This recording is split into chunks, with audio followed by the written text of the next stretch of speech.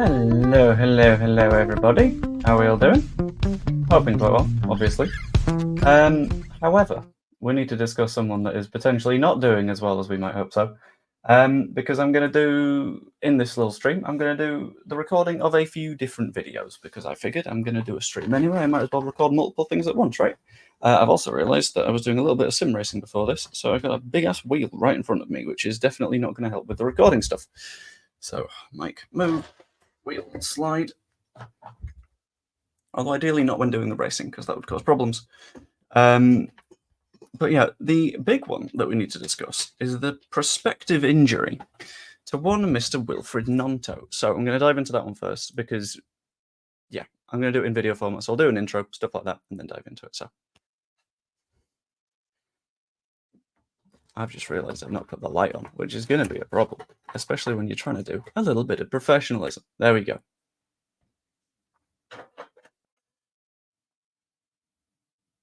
That'll do. Leeds United will rely on a few huge players this season, not maybe to the extent that we did last season, where we were just sort of leaning really hard into individuals doing incredibly well, but still there could be a little bit of reliance on individual talent and excellence to get us across that line. And let's be honest, we know that creativity from the wings will be absolutely essential, because creative out wide means goals in the middle. That's a Jesse Marsh phrase. But fitness and consistency will be just as important, so it's very, very concerning when Leeds United have gotten a huge Willie Gnonto injury concern at the moment. Now, this has come off his time on international duty with Italy's under-21 side. They played against San Marino's under-21 side yesterday, and I'll be completely honest with you, I really want to like San Marino right now. I'm very happy with the fact that they've won their first match in 20 years against Liechtenstein. It was their first competitive win ever, and that is a huge set of things for a team to be able to do. And it's the perfect underdog story, you know? You cannot complain about the way that they've sort of, like, captured the world's imagination. However, there were some slight issues, because San Marino know that, especially their youth players, if they're going to play against a team like Italy, they're going to be in trouble, because San Marino isn't the highest of, like, technical ability when it comes to squads. So when it came to Gnonto versus San Marino, you've got a player that is constantly playing championship football against a youth team for San Marino. I'm going to do a very quick Google, actually. I'm going to search San Marino under 21 squad and see if there's a single person that plays for, like, a significant team. But I'm very much unconvinced, I'll be honest with you. But this means that when it came to doing defensive stuff, the San Marinese focused very, very, very, very, very, very hard on some hard fouling, firm tackles, that sort of stuff, which is a problem when you consider what happened to various Italy players. So I've got two fouls I'm going to show you from the match. We've got an example foul that I'm going to pop up first, which is one that didn't happen to Willie Gnonto. E a gennaio il prestito ancora in Portogallo al Braga. Deciso l'intervento. I'll try again, because it didn't work on my end. It might have worked on yours, I'm not sure. Parigina. E a gennaio il prestito ancora in Portogallo al Braga. So that's example number one of San Marino player aggressively going through the back of someone, which, you know, general rule of thumb, not the done thing. But thankfully, that wasn't a Leeds player until the next foul that I've got on the list. Savona. Gnonto, stato duro alle spalle. Doesn't look great, does it? It looks very studs down the back of the Achilles, which you'd normally think, okay, maybe you can get up and you can shake that off, but then it came down to it. Then we found out a little bit more information about what had happened, and he was pulled off after 45 minutes as a result, probably, of this tackle. And this, in my opinion, is the big worry when it comes to international breaks and stuff like this. The fact that you've sent some of your best players overseas to play for their nations, and sometimes their youth nations when they've been dropped out of their international squad because championship. Sorry again, Willie, you'll get back there one day. But it's always inevitably going to lead to some teams seeing it as being more important than others.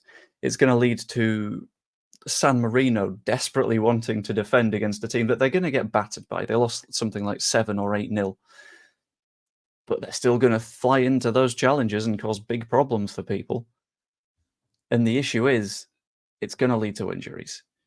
And that's why I was a little bit iffy on Gnonto going international duty. I'm a little bit scared for Mateo Joseph as well. And either way, we know that the wings are going to be a concern for us this season.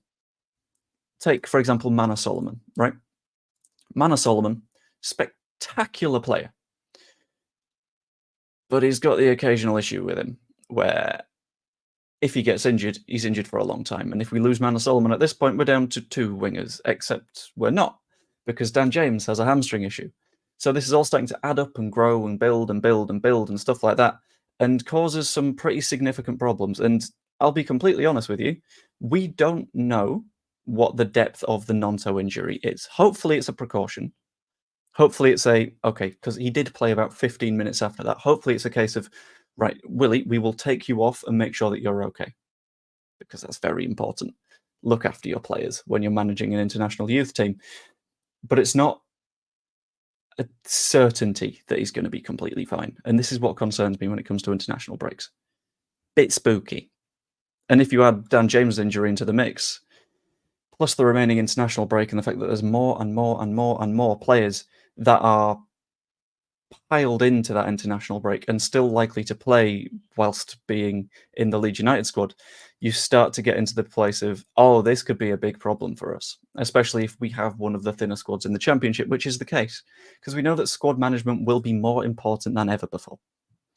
We know that squad management is a nightmare anyway, but if we're going to start losing players to international breaks, this is where we need to start paying a lot of attention to it, and especially paying a lot of attention to what Daniel Farke's doing.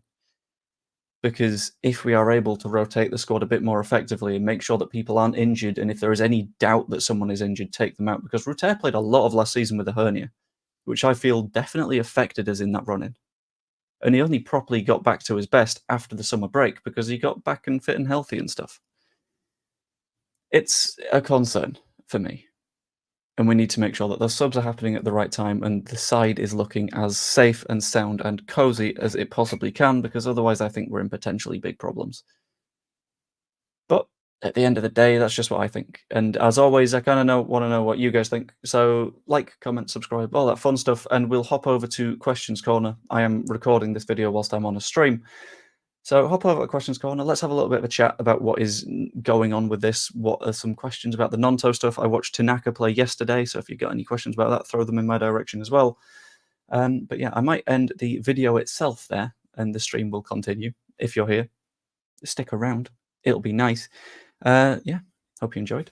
We'll see you later, video folks. But stream folks, we are still here. We've got 2 more things that we're going to record. One more thing that we're going to... No, it's 2. It is 2. It's definitely 2. God, it's been a long day already. But yeah, the Gnonto thing is a genuine concern for me. And it's more than just the Gnonto thing. It's what it symbolizes, which is, oh, we can just lose players now. Which is spooky.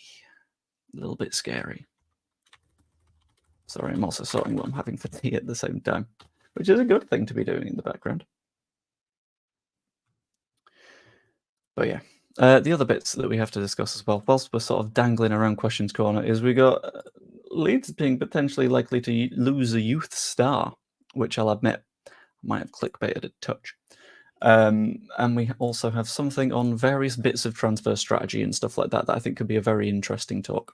And I think will spark a little bit of debate. So if you're around, if you've got strong opinions, if you want to shout at me for what I said about Pablo Hernandez, then go for it. It could be a good time. Very, very much looking forward to the malarkey. But I'm going to hop into the second bit of recording, I think, because I got to do it at some point, and I might as well do it now, which could be quite good. I'm going to edit the title of the stream, though.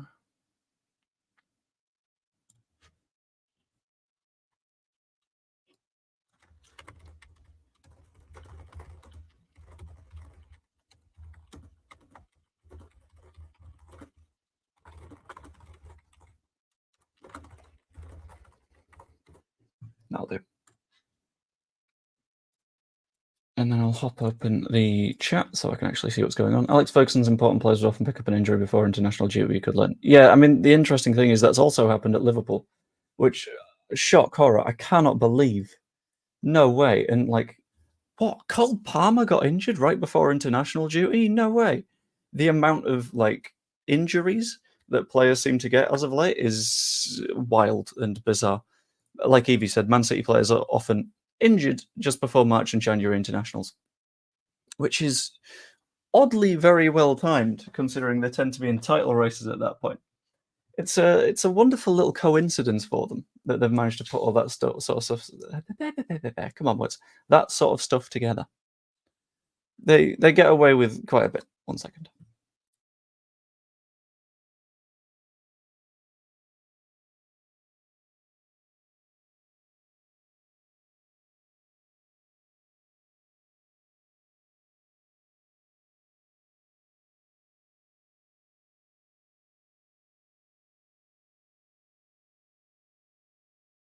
And I'm back. Sorry, I was pouring a drink and I didn't know how loud and squirty it'd be because I knocked it over earlier. And I didn't want the fizzy bomb to go off whilst I was having a little bit of a natter. Anyway, hopping back to it. Do we fancy? I'm going to ask this one as a poll.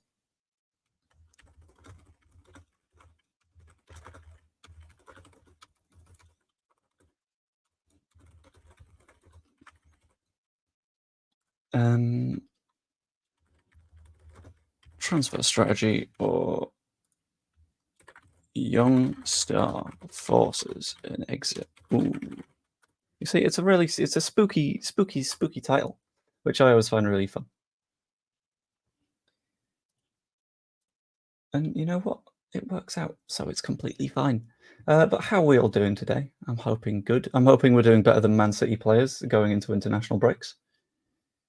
Because, yeah, they tend to always be wounded and crippled and horrifically unable to recover. The poor guys, I mean, you'd think they pay for some quite decent like physios and stuff, but apparently that's not the case. Apparently that's not true, which is wild.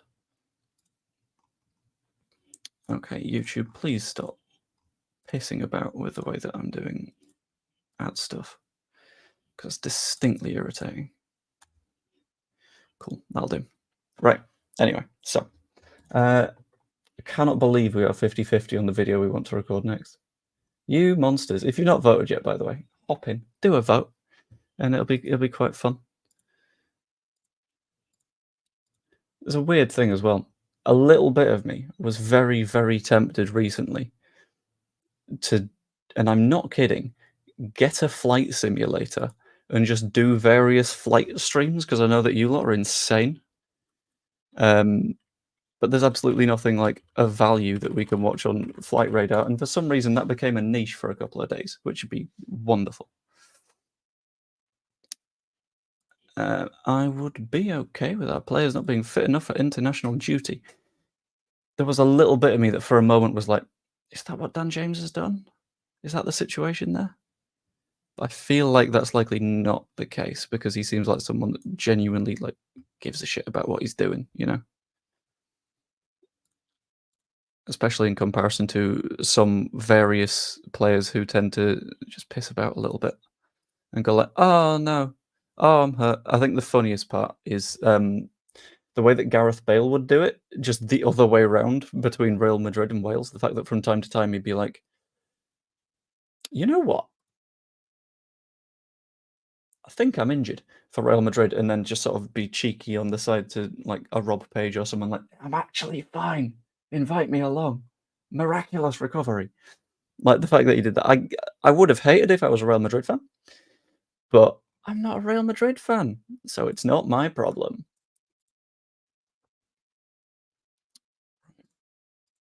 Let's have a quick look. Cool. You guys seem to be leaning towards transfer strategy stuff, so I'll hop in that direction now, and then do a little bit of a recording on that one. I'm going to note down the time that I start though, because if I don't do that, then edit becomes proper difficult, doesn't it? Right, proper tough. I think we'll start on 16 minutes. Transfer vid, start, and end, and then do I call it Golf Wales Club Football? Absolutely. Although sometimes I felt like he put the Wales a little bit above the golf. Sometimes, not often, but like as a treat to be like, look, I'm actually Welsh. And then the player one. Shit, I'm about to miss the 16-minute mark. Okay, cool. Never mind. I'm good. Football is increasingly becoming a game of doing business rather than football itself, which is the bit that we all love about football, but sadly we don't get enough of at the moment. Now, we need to remember that doesn't mean that you can't combine good business and good football. And that is, at the end of the day, how you improve the football, by doing good business, and that makes everything a little bit easier to do. And thankfully, Leeds are taking steps in the right direction on that particular front, which is absolutely wonderful, because the Whites have a genius new transfer strategy that is becoming more and more revealed as time goes on. Now, going to talk about all sorts of bits in this one. So the approach that we are taking, the approach other clubs are taking, the Red Bull model. It's not as scary as it sounds, but stick around and you'll find out more about that. How it helps clubs, what the concerns are, and ultimately the sort of verdict on it. But to start with, this all began and the sort of cogs in my head started turning when we started discussing the recent news around Ngenge. Can't remember the guy's first name, but he is a left back, 16 years old, I believe from Nigeria, that Leeds United are looking at signing. And it feels like if we're not to sign him, it'll be work permit stuff that basically prevents us, because work permits are very, very complex in the world of football. And this sort of indicates to me that we are now taking a heavy youth-first approach to a hell of a lot of stuff, which is really good. Because if you look at what we've done in recent years and the transfers that have worked and the transfers that haven't, you need to look at the Premier League signings, for example. Robin Koch, unreliable a lot of the time. Diego Llorente, kind of bad, quite often. Rasmus Christensen, struggle to call him a footballer from time to time, which I think is a pretty valid opinion to have on him, but a lot of people have tended to disagree with me. Compare that with our youth players. So our Pascal Strauchs, our Crescencio Somervilles, our Ilan Meliers, our Archie Grays, and the fact that we've invested quite heavily in youth players means that we're sort of building and growing and improving in that regard by getting a hell of a lot of talent in through the door. And that talent develops here and is spectacular in the long run. And I think it's a good approach. And in addition to that, it's an approach that other clubs are taking as well. Look around various divisions right now, and you see the fact that Leeds lost a very, very young player in the form of Finlay Gorman to Manchester City for what was, I believe, rumoured to be around £4 million. But he was 14 years old, which sort of proves that very high quality young players are moving from club to club to club now. And it sort of takes people a little bit by surprise. And I can completely understand why, because it's absolutely out of nowhere. But it's an approach that I think we're going to look to take now as well. You'll see news every single day of Aston Villa are signing a youngster from X. Scum are signing someone from West Ham's academy, I think I saw the other day. And that increased investment in academy stuff is doing really, really, really, really well for football clubs. Including Chelsea, weirdly. They've thrown a hell of a lot of money at a hell of a lot of players, but it seems to be working for them. I don't understand how, but it's completely fine. And in addition to that, it also sort of follows what Leeds United were doing here, the Red Bull model. Now, this is the scary set of words that a lot of people won't like, but it isn't a case of turning Leeds United into a Red Bull Leeds or Red Bull Yorkshire or anything weird like that. No. It's more the case of focusing on the fact that international ability is something that is hugely undervalued in the world of football scouting. Too many times clubs will go, yeah, but is he proven in Europe? Or something along those lines. And you'll see that there is a hell of a lot of talent coming from Brazil or Argentina or Colombia, especially recently, or everywhere. Africa is another big example, and that's why I've called it the Red Bull model, because they invest so much money into finding out about African football that they end up picking out absolute gems from all over the place. And it's a model that is absolutely worth investing in, because it means that in the long term, even if they don't play for you for years on end, they're still at the club. And you can still sell them for huge amounts of money if it comes to that. And a lot of the time, these players can become club legends. Just got to get a little bit lucky with it. And there are plenty of ways that it helps clubs. that need to be considered. So first up, there are very, very clear financial benefits. Into players like this, and I'll use Somerville as an example. We signed Somerville for £1.5 million, sold him for 34. That is the financial benefit in a nutshell.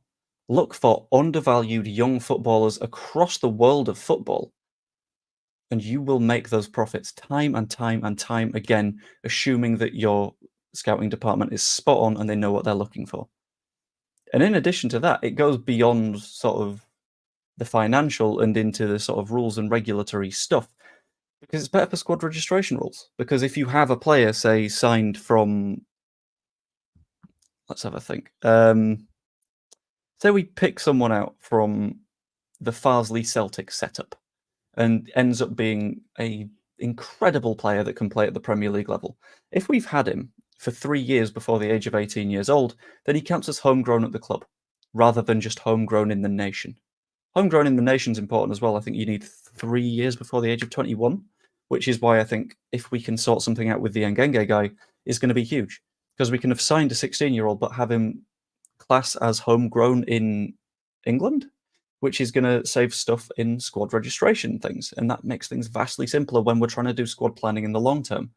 And in addition to all of that, it develops a tighter club culture because everyone's spent long around Thorpe Arch. They know each other. They know what the club is like. I hate saying they know the club, but it's relevant in this case. And it means that you've got sort of that core ideology of what a Leeds United looks like when everyone has come through the system and knows what they're doing. If you look at the likes of Athletic Bilbao, for example, they're always punching above their weight because the amount of investment they put into their academy is wild because they don't sign from outside the Basque Country, even a little bit. Or you look at Barcelona. They sign from elsewhere as well, but La Masia pumps out talent after talent after talent after talent. And it's not just local, it's international. So remember, they signed Messi to La Masia at the age of like 12 or something like that. Incredible player. And was picked out for, let's be honest, not even a percentage of what his value will have been by the end of his career. And he became part of the culture of that club, where if you think Barcelona, you probably think Messi is one of the first names that come to mind. After Rafinha, of course. He's the best person from South America to play on the wing at that club.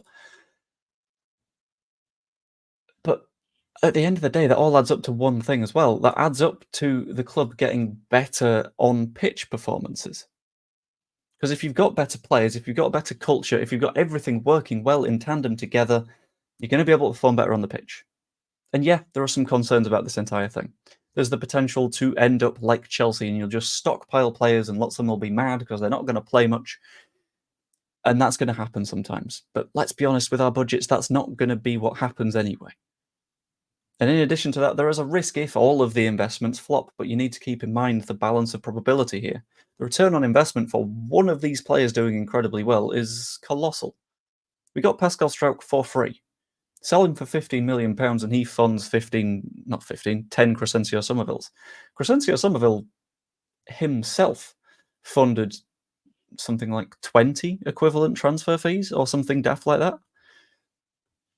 You're able to do this en masse with young players, and all you need is a couple of them to work out and it'll be okay. And there is a potential risk, and this is why I feel like we're not leaning into it too hard at the moment, that it distracts from potential first team funding, because you need first team funding in order to push forward and do everything that you need to in the championship and get promoted. But long term is where this strategy lies. And Ngenge isn't going to cost too much because he's from a country that does not have that huge of a footballing culture and does not have a huge footballing economy, which matters and makes the difference. So the verdict, in my opinion, is it seems very, very smart if it's done well. And got a slightly itchy nose. Ow. And it feels like we're able to do it well. We just need to invest in it and make sure that we set ourselves that little bit of an infrastructure that makes sure that everything works okay. But at the end of the day, at the end of that recording, that is just what I think. So let me know what you think in the comments down below. Like, subscribe, you could even become a Shell member. It's 99p for the month, and you get videos like this one comfortably early. I think I'm releasing this one on Saturday, and it's currently Friday as I'm recording this. But I'm also recording this on stream. So pop into the streams as well. That'd be great. But whilst we're discussing all that, let's have a little bit of a visit to one of our favourite places, Questions corner. If anyone in the live chat has any questions, pop them in the chat and we'll discuss absolutely all of them. For example, we had Luke state that it's just our luck, really, because I recorded the Wilfried Gnonto video right before this. That injurable boy. But yeah, for the video, folks, hope you enjoyed. Like, subscribe, become a channel member, all the fun stuff. I'll see you later. Ta-ra. And I will pop that down, just having finished at 26 minutes, and we'll have a little bit of a chat. Because football's weird. Because I don't know how I feel on the sign lots of youth prospects thing, because with the loan rules coming in, I think it could cause a problem to build that system, but that's why it takes a lot of clever management. That's why it takes a lot of thought and feeling, because the fact of the matter is, if you've got 6 loans out you're allowed to do per season, puts a lot of pressure on you to get those loans right. And then if you don't get those loans right, then it's a little bit spooky because you're completely relying on them. But yeah, and you also can't loan out all of the talents because you've got so many talents that there's too many to be able to loan, which in itself is not good. But we're going to go on to the last of the video recording sessions, which should be quite good. I will entitle it Leeds Youngster.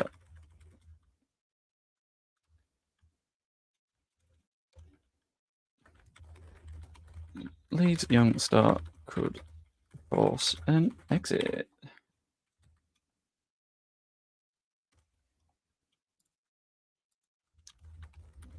Oh, that's a good title. That's a banger title. Let's go with that. And then I will change the thumbnail as well.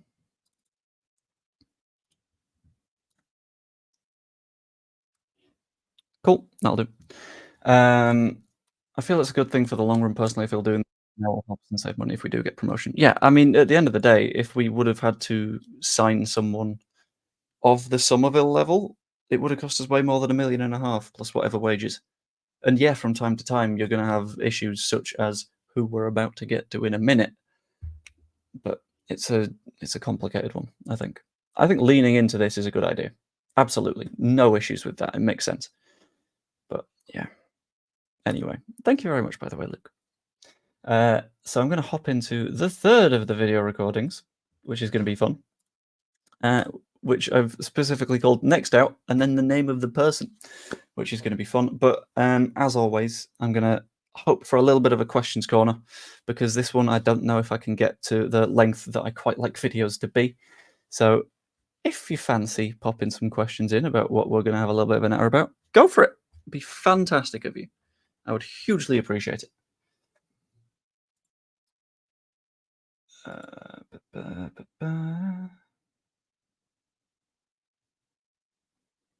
Right, cool. So, hopping into it. Remember, if you've got any questions or anything, pop them in the chat and we will go over to Questions Corner. I'll remind you again in a moment, but it's fine. Something in my throat. Hang on.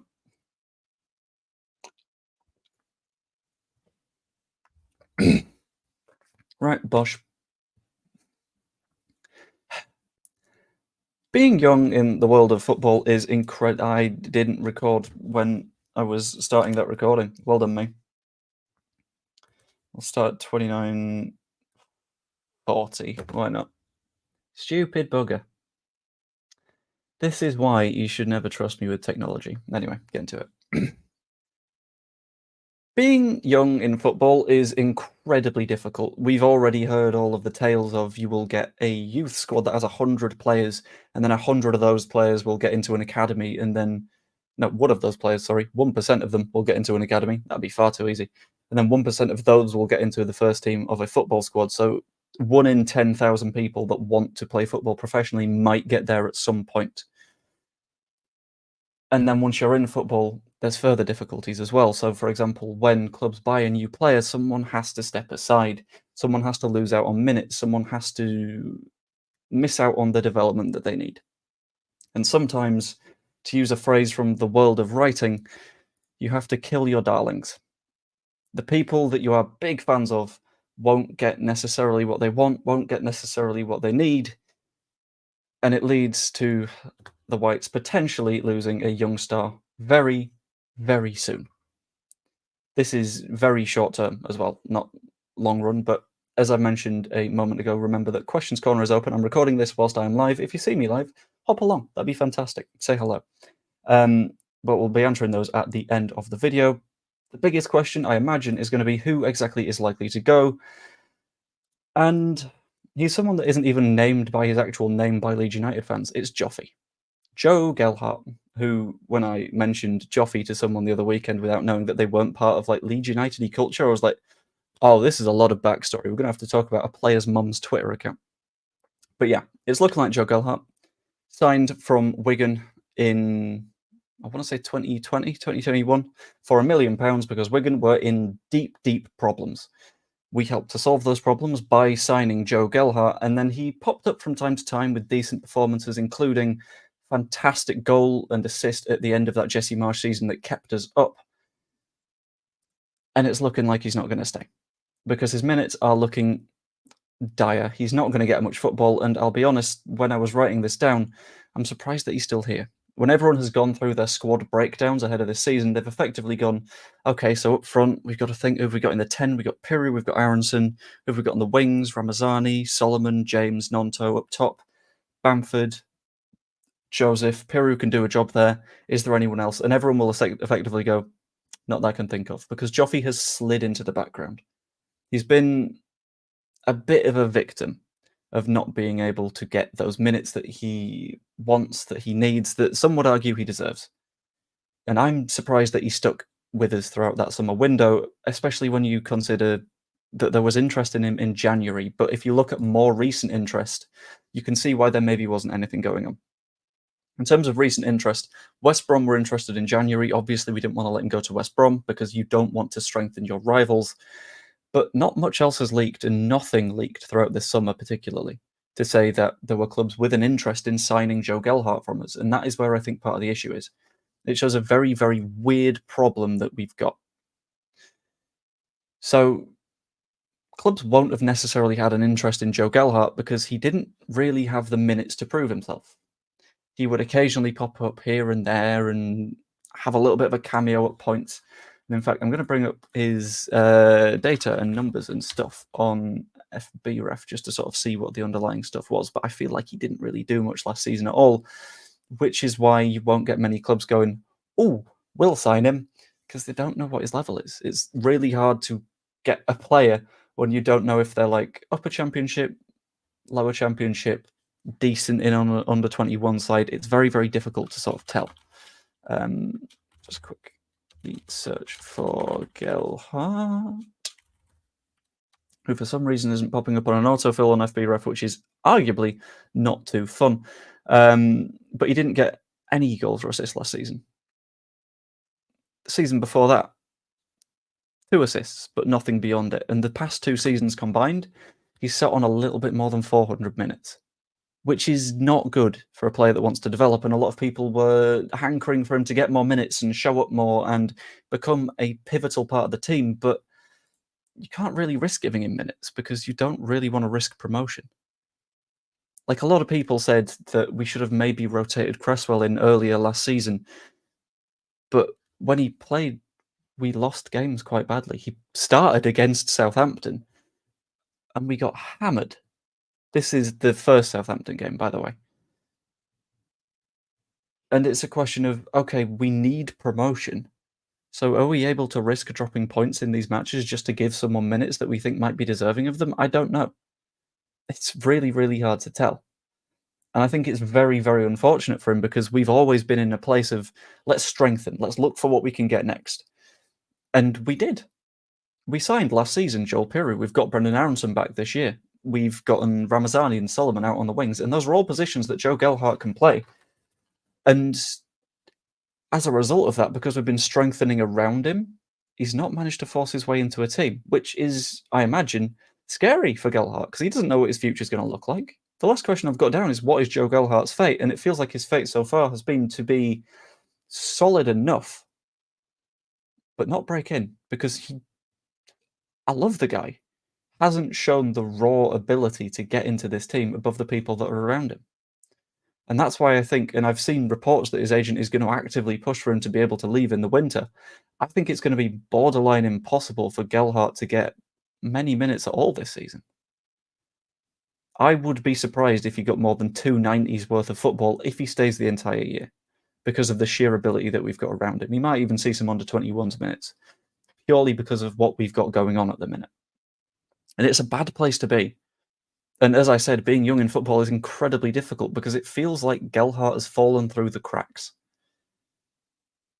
I think if he would have played a bit more last season or the season before, brilliant. He would have come on leaps and bounds, but he's not had that chance. And I feel like it might be a little bit much of a risk to give him that chance right now when we can't afford to drop points. We lost our heads when we drew 0-0 against West Brom. Now, imagine we're 1-0 down against West Brom, and instead of an Aronson who brings you a lot of running, a lot of pressing, and this season a decent end product, or instead of a Piru who his finishing is incredible, a chance falls to Gelhardt when we're 1-0 down and he doesn't put it away. And we've dropped points and we managed to not get promoted by the slimmest of margins. We can't take those risks, and I feel genuinely bad for Joe Gelhardt, but his fate seems to lie away from Leeds because I don't know if we can take those risks. But at the end of the day, that is just what I think. Let me know what you think in the comments down below. Like, subscribe, all that fun stuff. Even become a channel member. You'll get videos like this one comfortably ahead of when they come out to a wider degree. I'm recording this on Friday. I think it might be releasing on Sunday. I'm not 100% certain. But either way, hope you enjoyed. Like, subscribe, become a channel member. Comment down below what you're thinking. And I will see you later. But that will not be the case for the people that are on the stream, because the people that are on the stream get an extra added benefit, because I'm going to hop over to Questions Corner. But you know what? I'm going to do Questions Corner only for stream people this time. Ha ha ha, video people. This is why you should come to the stream, because it's a great time. It's a great vibe. Everyone in the stream, come and laugh at the video, folks. We win. No one in the stream's laughing at you right now, so I'm just going to give it a second. But as Danny said, like and subscribe. See you later. Right, okay, cool. That ends at 38:04, but we are going to hop over to Questions Corner, because it's just good to have a little bit of a natter. It's good to have a good conversation about absolutely everything. Oh, now you laugh at the video, folks. Now you do it. Gosh.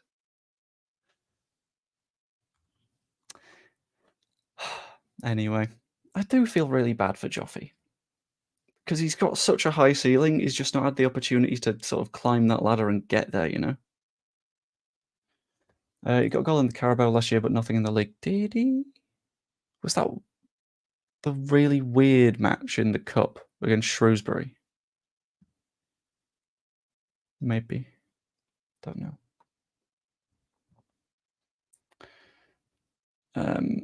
Okay, there's Washer chat for some reason. I'm very, very confused. He needs minutes, which is realistically not going to get this level. He's a good player. He's just not worth the risk. Yeah. I mean, the risk is, effectively, Joffy develops a bit more and we can sell him for a bit more money and all that fun stuff.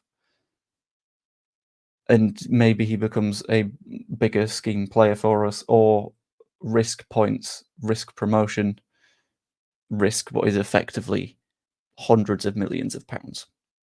That's not risks that I want to take. And I think is clever from us to be like, actually, you know what, Joffy, you can sit this one out, because I think sitting these ones out are what keep us a little bit safer, a little bit more stern and stubborn and connected, you know. Who do you think out the new players will be the most important for us? For me, it's Schmidt. Having watched the Japan versus China match, and having watched the 20 minutes or so that Tanaka played, gonna see if there's data-ish information, or if it was just me looking for good vibes that gave me this little bit of a bias. But he looked really, really good. By that point, what had effectively happened was China were camped in their own box. They were not getting anywhere. They could barely pass out. They could barely win the ball back. And Tanaka was effectively in a role where he was enabling the players around him to do what they needed to do. So he will have been fully aware that his job in that match wasn't to look particularly good himself. His job wasn't to score because they were already 6-0 up. His job was keep things sturdy, and then the players around me will do the goal score. That was a fun hiccup. We'll do the goal scoring stuff. And they did. And from that point, China barely left their own half. They were penned in really, really deep. And that's why I think Tanaka is probably going to be the more important name for us here. Because we've seen what he can do. He's impeccable on the pitch. And sadly, that stuff hasn't updated on FBref yet, which is actually a pain. But that's okay. Yeah, I think it'll be Tanaka. I think Schmidt depends on being able to force his way into the side. Because I don't see Junior Firpo as being replaceable at the minute. And I know, controversial from me. For me to say that Junior Firpo right now isn't super replaceable, shocker. But I don't think he is. I think he's a little bit too firmly in that spot where he's earned it, to be fair to him. Like, the most goals from a championship player, not goals, assists from a championship player in 2024, that isn't something to be sniffed at. That's incredible. Holy shit. Sorry, I've just seen that Japan haven't conceded a single goal in their World Cup qualifiers. Okay. To be fair, they've played Myanmar, Syria, the Democratic People's Republic of Korea, and China. So I can see why it's not been a problem. They've got Bahrain up next, so that should be probably okay for them. But yeah, I don't see Firpo being super replaceable. Bogle, I think it's going to be a question of what happened last season, where if someone gets a knock, someone gets injured, Schmidt comes on and has to grab that seat when he's got a couple of matches in his legs. Because it's not going to be given to him. I really like that about this current Leeds side. I like the fact that you've got to push your way in. You can't just have it gifted to you. No, you've got to earn it. And if you don't earn it, it's not going to happen for you. That's why I think it's going to be maybe tougher for Schmidt. Because I think Bogle and Firpo are in a position where, like, Farke's happy with what he's got from his fullbacks. It's the midfield that needs a little bit of adjustment. And Tanaka bringing that both control and aggression is what we need. Guessing the Leicester loophole will be closed before anyone else can exploit it. Absolutely, that will be closed. I have zero doubt that that door will be slammed shut right before we can walk through it, which is irritating, is the nice way to put it. But yeah, I'm only saying Schmidt because he can play anywhere. That's a good point, but that could also work against him in a way. So if you're someone that can play all over the pitch, it can be hard to make a role yours as a first choice, whereas it could be a lot easier for someone that is managing them to say, right, okay, imagine I'm Daniel Farke. Isaac, can you sit on the bench? And then if we've got an issue anywhere on the pitch, you can come on. That is an important role to play, don't get me wrong, but it makes it really hard to get a starting berth because your value is in the versatility rather than your sort of attacking stuff. Do we give Firpo a year extension in order to not let his concentration leave after January? I read that so wrong. Yeah, I think it's going to be a case of we'll offer him one. And I think, as suggested, I think a 2-year contract offer would be good. But we're in a scary spot right now, where with Junior Firpo, we've got someone who is very visibly a very good player right now at the level that he's at, which is the Championship. But to be clear, that is the very top of the Championship, which, if you're a La Liga club that is hovering near the bottom, you could look at him and go, to be fair, could do a very good job over here. And that's the scary thing. The scary thing is, because I know that in theory, clubs can't approach him until he's got 6 months left on his deal, we know what the transfer world is like in practice. In practice, it's an agent going, Betis, we've got 6 months. Do you want to? Because there might be an offer on the table over here, but we can just say no, because he might also want to move back to Spain. I genuinely agree that giving him a contract extension would be fantastic, not only for this season, but I think at the very least he could be a rotational option next season if we go up, because he's proven to be quite good when he's fit for extended periods of time, and he's managing that under Daniel Farke. The concern is, if there's interest from other places, it gets very, very, very tough for us to tie that one down and make sure that we can keep him. Which is scary, to be completely honest with you, because we can't afford to drop off in the second half of this season like we did last time round. That would be a killer for our season, and we cannot let that happen. But yeah, it's spooky. And I do think we give Junior Firpo an extension, or at least I think we offer him an extension. It's just a question of accepting it, in the same way that with I'm late, is Gnonto injured? That's a confusing one. What happened was, in the San Marino match, for anyone that hasn't seen it, this happened to him. Savona. Gnonto. 9 minutes later, he was taken off the pitch, which tells me that there's a little bit of concern there. And that is a little bit worrying for us, because Gnonto is a very, very, very good player for Leeds United, and is someone that I think we will end up relying on here. I'm just going to see who Italy's under-21s are facing next, because it could be a case of they just leave him out of that match if it looks like it'll be a walk in the park as well. And when that match is as well, that's also important. It's against Norway's 21s. Holy shit, is Gnonto going to play against Christopher Claassen? Is Christopher Claassen even going to get into Norway? That's a very good question. But at the moment, if he's fit, I think they play Gnonto. Because having a look at the table for the under-21s, share the screen. Cool. It's tight at the top.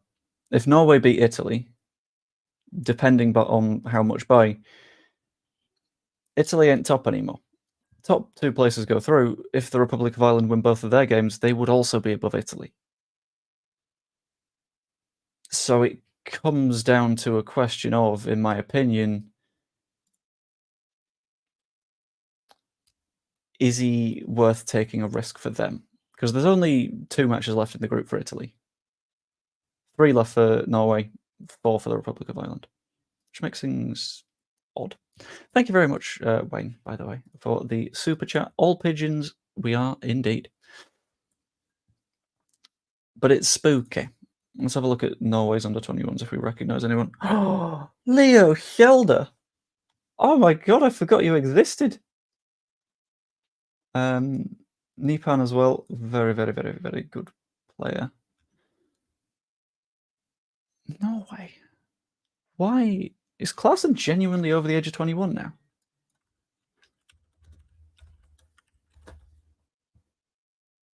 Oh, he's like 24. Okay, yeah, that explains quite a lot. Yep.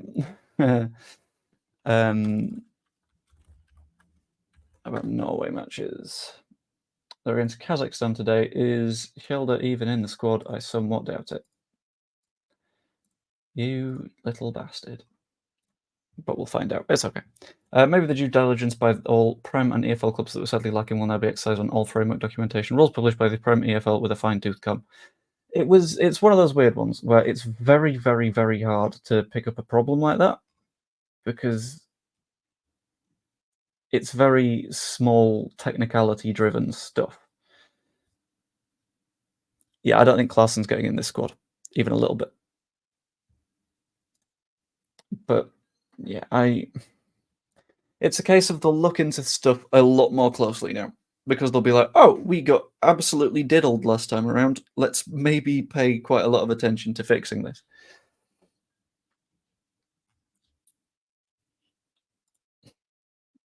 That complicates things. I'm going to see what Leeds players are going to be in action tonight, I think. Tanaka's not going to play for another couple of days. Might be tomorrow? Probably Sunday if I were guessing. But it's really, really hard to tell.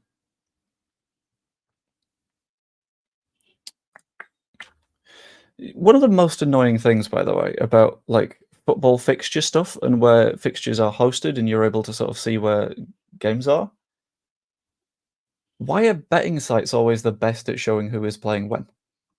That's genuinely infuriating because the amount of people that have like betting addictions and stuff and have to, if they work in the world of football, visit such sites is nuts. Because very few other places do equivalent. Like occasionally FlashScore will, but it hasn't got like any decent like ranking levels or anything. Okay, Wales play Turkey, Kazakhstan, Norway, Lithuania, Cyprus, Belgium against Israel. That could be an interesting one. Mana Solomon against Belgium could be fun. Does he get into the side? I think he probably gets into the Israel side. But I can't remember who else plays for Israel. I know there's our good friend Idan Toklamati, who I'm considering getting on the next FM save. I don't know if he's gotten a call up yet. Oscar Gluck, Sahavi. Yeah, they do.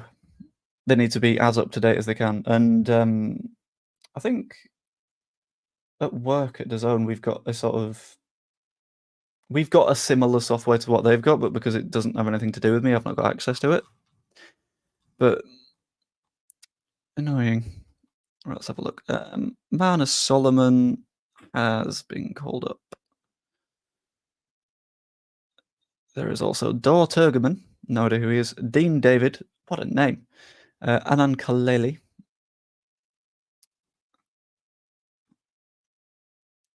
It's basically just mostly the Maccabi Tel Aviv side.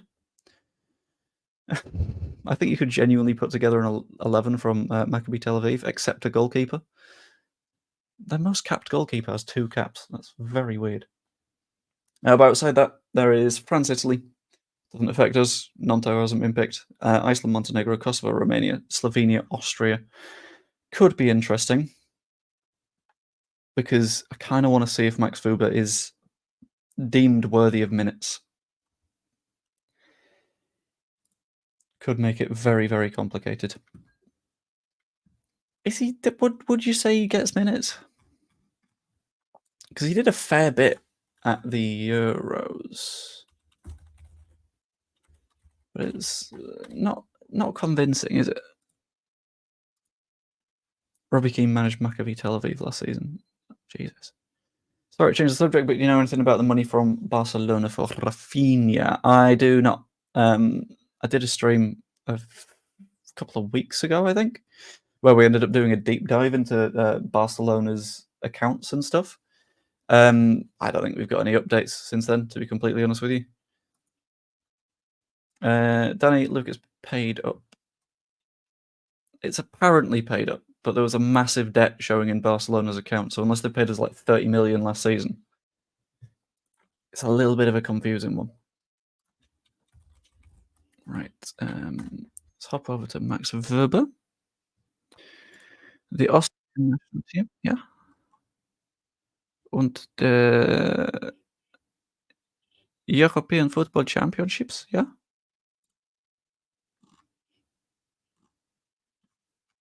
And so you got minutes.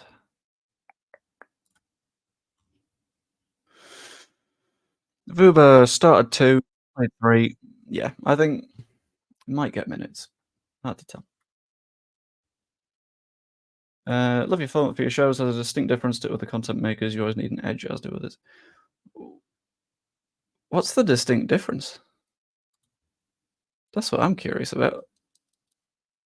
What's the perception of what is fundamentally the gap there? Because like the amount of times people have been like, yeah, you got to build a brand, and it's like I just sort of did what felt right and landed on doing what I'm doing, and now people are like, I love your distinct style, and it's like, It's not deliberate. What's the style? What's going on? I don't understand it. Oh, I'm livid. No.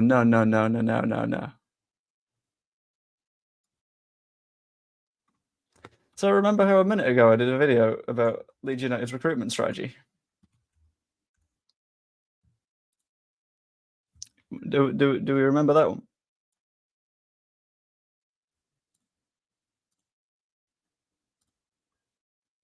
Because fuming. It's very hard to drop a transfer strategy video at the same time as someone else doing a transfer strategy video.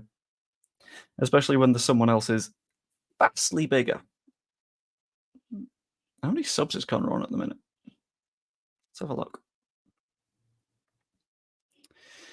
But yeah, if when that video comes out, you could give it a look, that'd be appreciated. Thank you. 37k subs. Yeah. Ouch. Bugger. But yeah, I don't know what that format difference is. Like, it's because it wasn't a deliberate thing. It just sort of happened, and now here we are. What I want to do as well is I'm going to hop over to our good old friend NewsNow, and I'm going to set as a quiz or a test or something. Once it loads, because my internet is being horrific recently. We are going to go to NewsNow. And we're going to play the game of Guess the Player. I like the game of Guess the Player because every single one of these like headers are basically clickbaited to an extent. They are designed so that you don't know who is who. I've not looked at NewsNow all day for a couple of days because I've been like a little bit out of the loop. What we're going to do is we're going to go through player by player and we're going to guess who is who. So, for example, Leeds United player caught on his phone during match last night was sat on the bench. Oh, which of our internationals played last night? I can only really think of Gnonto, right? And he got subbed off. So he would have therefore been sat on the bench. Voba. I don't think Austria didn't play last night because Austria were playing tonight. I think Gnonto. Yeah.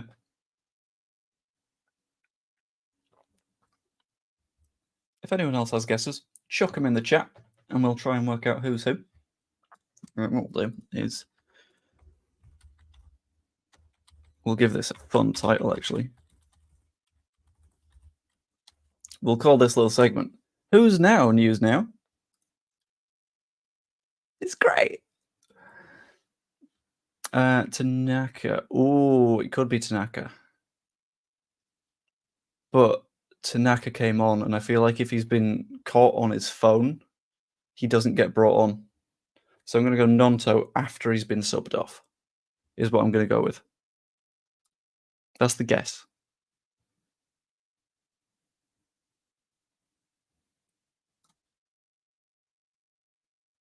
Let's see. Who is it? Who's it going to be? Let's find out.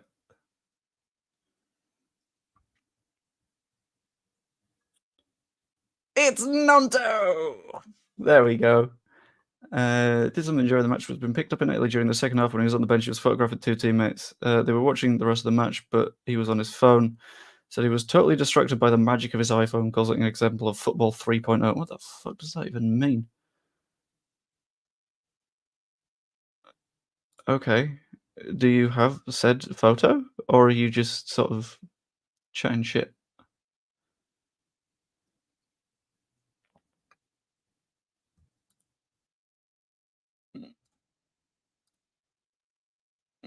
Oh dear. Camera's gone. Right, give me a second.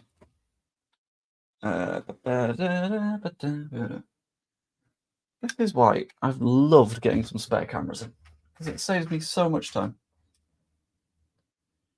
Because now it's not like, oh, I gotta switch to the bad cam. No, I've got like 3 batteries for the good one now. It's brilliant. Love it. Pop it in, swimp it up, bish, bash, and bosh. Cool. And start the camera. And we're back. See? It works. No, wait, hold on. Is that the right camera? No, that's the wrong camera. Bloody hell. There we go. That's the right camera. No, he's literally just checking his phone. That's all that's happening. That's it. That's it. That's the drama. That's the scandal. Wilfried Gnonto looked at his phone. What a bastard. But I'm gonna keep that tab open purely because I think there's a clickbait video in it. Caught your good side when the cam went down. What? Oh, ouch. Rude. Right, Victor Otto saying left Leeds for virtually nothing. Now he's scoring for fun at new club. I'm gonna say it's gonna be a youth player. I've got very little doubt about that. I think it's going to be... Who left for virtually nothing? It needs to have been a fee. Max Dean is a shout. But is he scoring for fun right now because he moved to France? He was scoring for fun at MK Dons. I know this because I have an MK Dons supporting friend who I have tried to persuade out of it, but he seems stuck. Max Dean could be a shout. I'm going to go with McKinstry, I think. But we'll see. I love that it just doesn't follow when it opens a new tab. There we go. That's a little bit better. He's scoring goals in Belgium. Is he? I thought he went to Toulouse or something. Right, okay. Blah, blah, blah, blah, blah, blah. Rafa Mojica.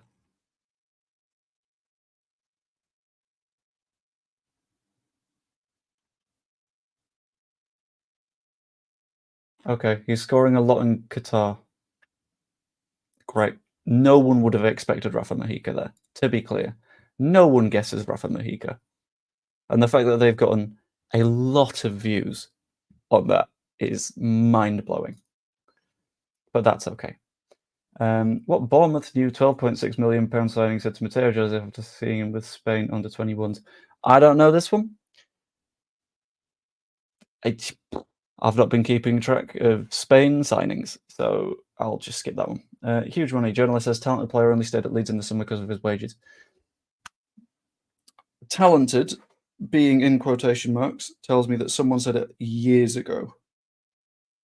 It will not be a recent quote. I'm going to go with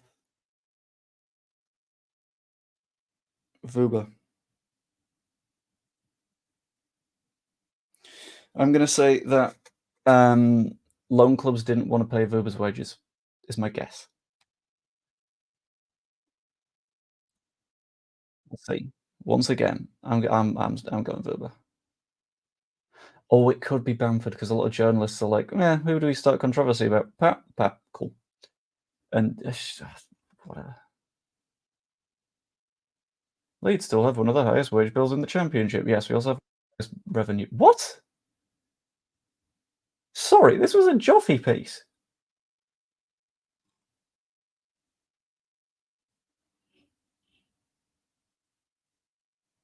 He's on huge money at Leeds. That's the reason he's still at Leeds. He's being paid far too much money. He's got Premier League wages. What's he on?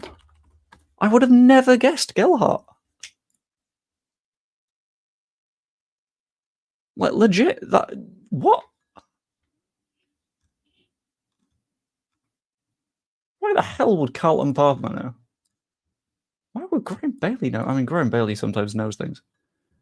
Joffy about 25k. No shot is Joffy on 25k a week.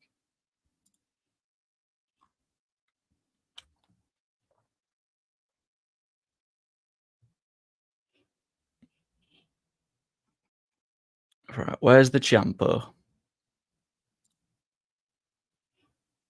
Leeds United. 15. 15 a week. And that is like a verified wage. Because they've got like an actual verification process at Capology. I mean, That's the same as Matteo Joseph. It's not that absurd. I'll be completely honest with you. Like 15 grand a week is less than Carl Darlow is on. Carl Darlow is earning double Joe Gelhardt. I'm not 100% sure on the 60% off, purely because being a younger player, I'm not sure what his contract would have looked like. And then the likes of Rodon, Tanaka, Schmidt, Bogle, Cairns, and Ramazani don't have numbers down yet because, again, they don't just take stabs in the dark. They have like actual estimates. That one genuinely surprised me. But up next, Spark and Electricity. Manager already missing £10 million ace after Leeds move. He can create magic. Surely that's Ramazani. Because that's roughly what we paid for Ramazani, right? Create magic tells me that we're talking about forward. Spark and Electricity has those sort of quick moving vibes. That screams Ramazani to me. But we'll see.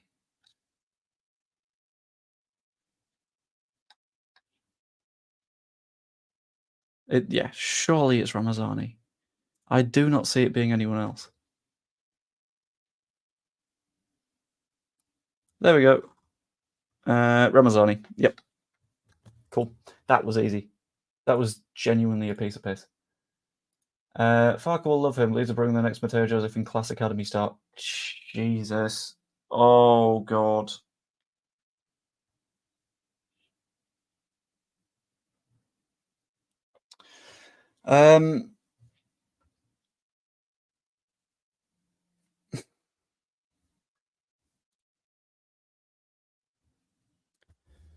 Who's in the academy? I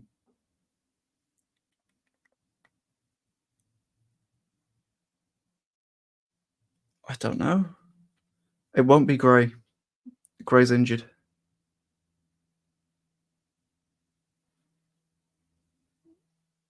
And specifically saying Farker will love him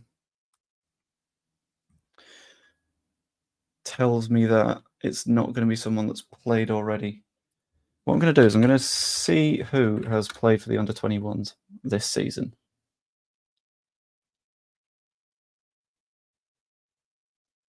He's not injured as bad as we thought. Yeah, but he's still not played for the... That's his fucking name. It's not going to be Crew, because if we're saying we're brewing our own Matteo Joseph, it's going to be a forward. So I'm going to go with Luca Thomas. I knew his name. I just couldn't find it in my head.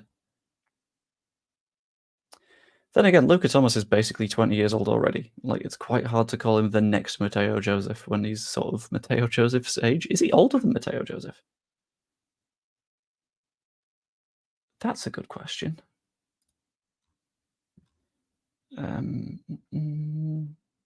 Oh my god, we've played 3 and we've won all of them 1-0. That's not the best of signs, is it? Matteo is... Yeah, Matteo was like a year older than him, so it's very, very tough. But I'm going to go with Luca Thomas. Surely it's a forward that does aggressive stuff. Has to be.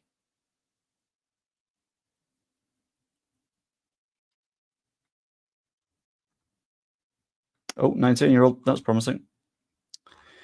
Joseph Rise. Thomas. There we go. Cool. Bosh. Easy. I might put together a little... I might do a little video to do like introductions to Who's Now, NewsNow, which we're going to make an ongoing segment. Because it's great. Who's Now, NewsNow? It rhymes. It's so good. Anyway, with that, I think I'm going to call that stream to a close. It's been a fun one. It's been a chill one. It's been a productive one. We got 3 videos out. Yeah. So, with all that said, I hope you enjoyed the stream. If you did, pop a like on it, comment, subscribe, become a channel member, all that fun stuff. When's the next gaming stream? I genuinely do not know. The issue with that is I'm currently waiting for Joe to be available so we can do the Football Manager stuff. because I don't want to continue with my save only for Joe and his save to take over like the next day. So I'm going to scale it down for a little bit in the meantime, and that'll be okay. But anyway, like, subscribe, all the fun stuff. Hope you enjoyed. I'll see you later. Toodaloo.